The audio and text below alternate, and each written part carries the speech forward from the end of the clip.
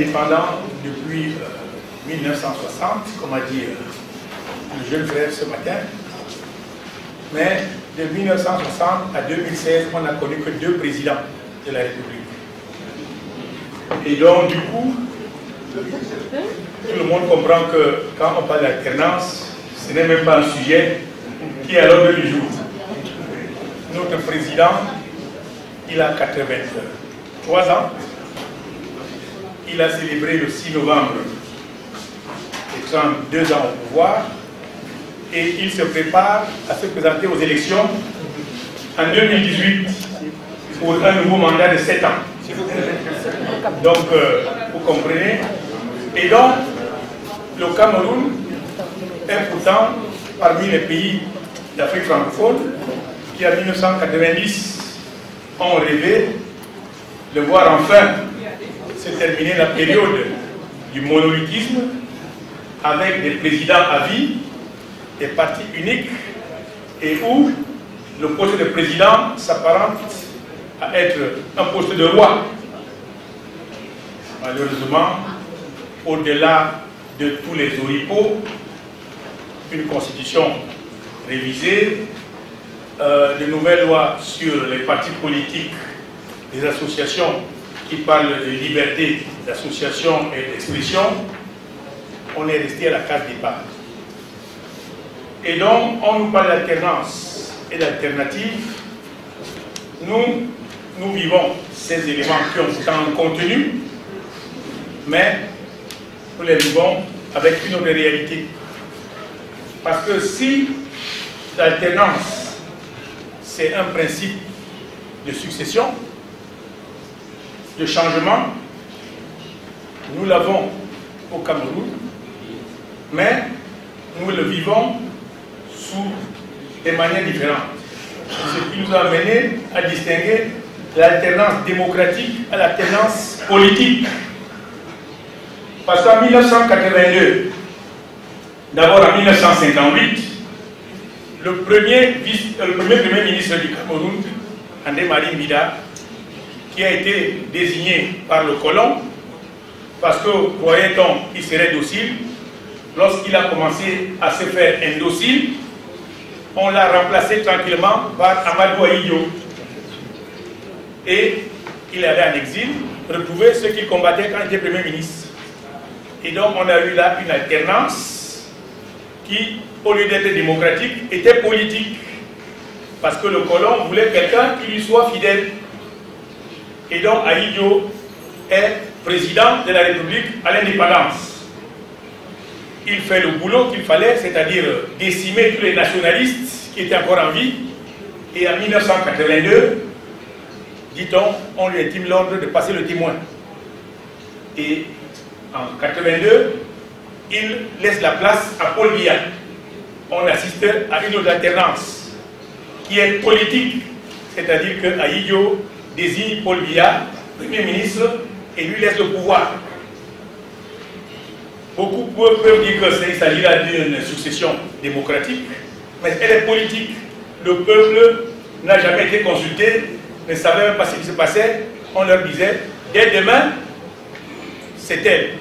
Et la soirée où Ahidjo a fait le discours de sa démission, tout le peuple était surpris et il y a eu une peur dans toute la République parce que tout le monde croyait que c'était la fin du monde. On n'avait jamais su qu'Ahidjo partirait. Donc, on a eu là une alternance politique. Début des années 90, on parle de démocratie. Tout le monde se réveille, on dit qu'enfin, et il y a des mouvements dont a parlé le jeune frère ce matin, des mouvements sociaux. Il y a la naissance des syndicats, des partis politiques, des associations et des ONG. Tout le monde est déchaîné, croyant que c'est l'occasion rêvée d'en finir avec les gens qui dérangent. Et pendant qu'on y est, on réclame la conférence nationale souveraine.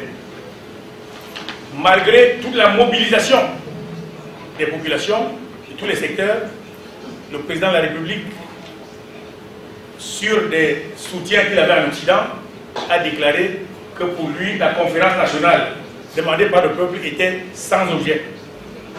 Et à ce titre, tous ceux qui s'entêtaient à continuer de la réclamer, ils avaient une seule destination, soit la mort, soit la prison.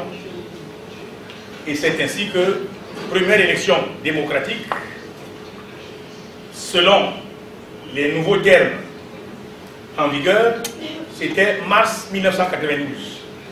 On assiste donc à une première élection pluraliste post-indépendance. Il s'agit des élections législatives. À ces élections, le peuple qui avait marre du pouvoir en place a donné la majorité à l'opposition. Mais ce qu'on ne savait pas, c'est que c'était une opposition factice. C'est-à-dire que le pouvoir en place, pour essayer de s'arrimer à la mode qui est celle du multipartisme, a créé ses propres partis d'opposition pour lui servir de caution démocratique. Et ce sont ces partis qui ont eu la majorité. Le pouvoir en place a eu 88 députés, parce qu'au Cameroun, il y a 180 députés à l'Assemblée. Il a eu 88 députés. L'opposition, 3 partis réunis, ont eu 92 députés. Mais le parti au pouvoir a réussi à s'attacher les services d'un parti qui avait 6 députés et il a renversé la majorité. Et au lieu de l'alternance démocratique sortie des urnes, on s'est retrouvé avec une alternance sur le papier, mais avec la continuité dans la réalité.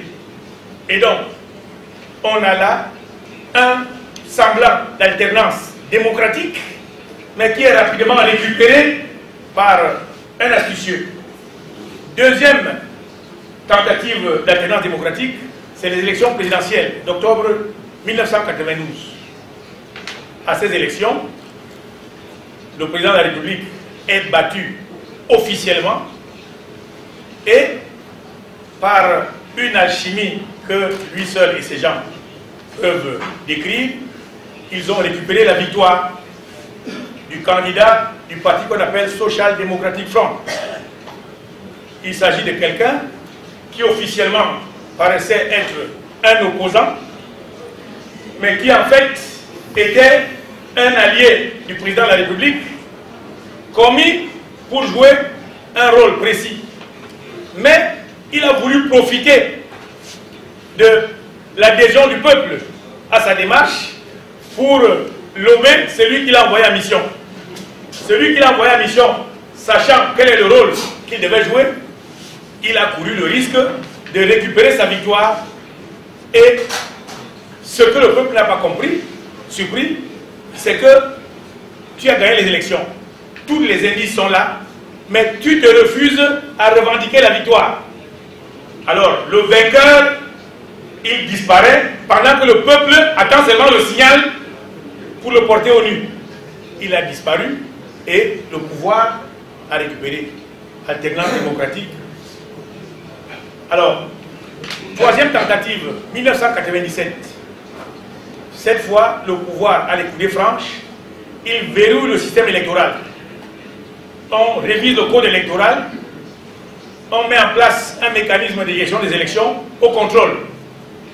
On va aux élections avec un logiciel des résultats qui, le jour des élections, est seulement mis dans l'ordinateur et vous avez un camembert qui vous sort, parti au pouvoir, 150 députés et il attribue le nombre de députés à ses amis comme il le veut et vous avez donc 97, une alternance, mais avec une nouvelle majorité, celle du pouvoir.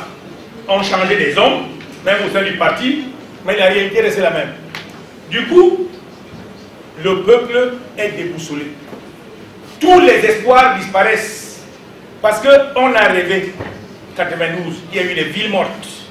Au Cameroun, le Cameroun a été paralysé. Les villes ne fonctionnaient plus parce que les gens étaient sûrs que les nouveaux leaders leur permettraient de se libérer. Mais la trahison des leaders politiques a fait que le peuple n'y croit plus. Conséquence, 2004, taux des élections présidentielles,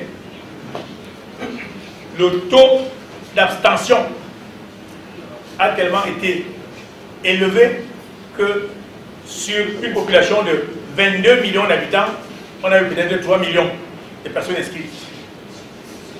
Moi qui vous parle, je ne suis même pas inscrit sur les listes électorales. Parce que votre voix ne compte pas. Il y a un instrument qu'on appelle aujourd'hui Elections Cameroun. C'est cet instrument qui gère les élections. Il est supposé gérer les élections, mais il y a une direction au ministère de l'Intérieur, qui est également la direction des élections. On nous parle d'un organe autonome, mais quand on pose la question, mais que fait la direction des élections, on ne vous répond pas. Et les membres de Elections Cameroun, ils sont à 18. Au moins 15 appartiennent au parti au pouvoir. Ils ont été nommés par le chef de l'État sans consultation. On a démasqué leur appartenance au parti au pouvoir, ce qu'ils n'ont pas contesté. Au contraire, quelques jours après, ils ont démissionné de leur parti, verbalement. Mais est-ce que ça a changé quelque chose à leur adhésion aux idéaux du parti? Donc du coup, le peuple a compris qu'on a affaire aux gens d'une même équipe. Et c'est comme cela que des mouvements sociaux, des dynamiques citoyennes ont commencé à se constituer dans différentes familles d'acteurs. Au niveau de l'Église, on a vu apparaître des hommes d'Église comme le cardinal Christian Toumi, qui à un moment donné, devenu président de la conférence épiscopale, a commencé à dénoncer le pouvoir, à interpeller le peuple de sortir de sa dormance pour essayer de défendre les acquis de la liberté. On a vu des enseignants de la fonction publique se constituer en syndicat, parce que jusqu'en 1990, il y avait comme une loi non écrite qui faisait que le syndicalisme se faisait seulement dans le privé. On a vu de nouveaux syndicats d'enseignants engager la lutte. On a vu des organisations de la société civile se constituer pour défendre les droits économiques, sociaux et politiques, et qui ont pignon sur rue. Et aujourd'hui, on a des gens qui se disent que tant qu'à faire, il faut tout mettre en œuvre pour que la lutte puisse aboutir. Et aujourd'hui, on a des mouvements comme Dynamique Citoyenne, qui est un réseau de suivi indépendant des politiques publiques et des stratégies de coopération, qui compte plus de 200 organisations appartenant à toutes les familles d'acteurs, syndicats, ONG, associations et confessions religieuses, et qui est en train de demander comme alternative une transition démocratique fondée sur un dialogue national inclusif pour que le peuple puisse élaborer une feuille de route à partir de laquelle tous ceux qui aspirent au pouvoir devraient se prononcer pour que le Cameroun puisse s'en sortir. Parce que le Cameroun prétend être un pays émergent en 2035, mais sur la base du folklore que nous voyons, tout le monde sait qu'il n'en sera rien. Donc, aujourd'hui, la seule solution, c'est la mobilisation citoyenne.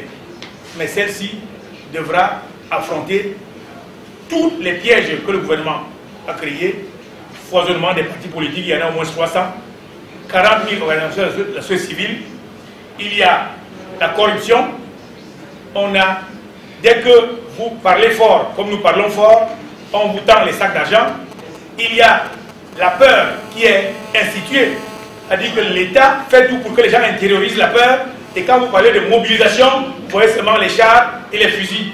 Il y a l'infiltration, il y a la précarité.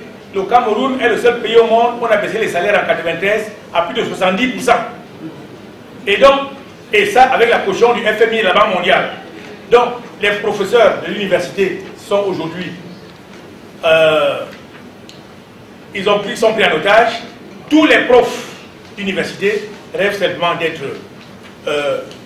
au gouvernement, et ils s'attendent à ce que si vous parlez bien, si vous ne dérangez pas le pouvoir, vous êtes nommé. Sinon, aujourd'hui, le seul espoir au Cameroun, la principale alternative, c'est la société civile. Je vous remercie.